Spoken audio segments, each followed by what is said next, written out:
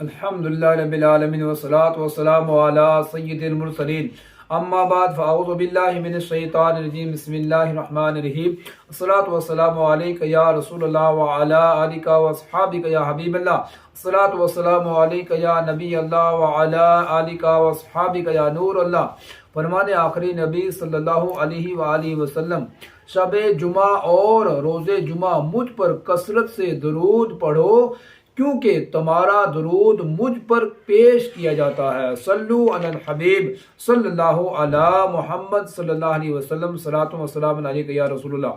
حضرت سیدنا جابر رضی اللہ عنہ بیان کرتے ہیں کہ اللہ پاک کے پیارے حبیب صلی اللہ علیہ وسلم نے ارشاد فرمایا، جنت کی چابی نماز ہے اور نماز کی چابی وضو۔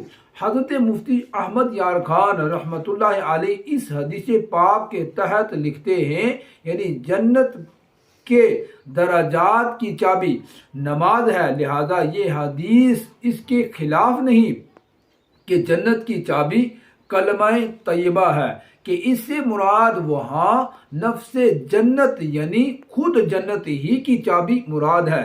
اگرچہ نماز کی شرائط بہت ہیں، وقت، قبلے کو منہ ہونا وغیرہ، لیکن طہارت بہت اہم ہے، اس لیے اسے نماز کی چابی فرمایا گیا۔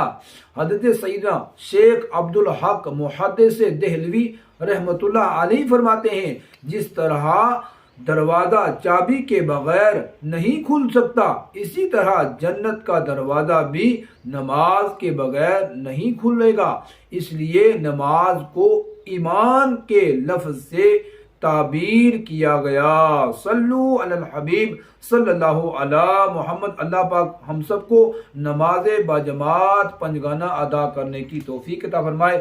الحمدللہ رب العالمین والصلاة والسلام علی سید المرسلین۔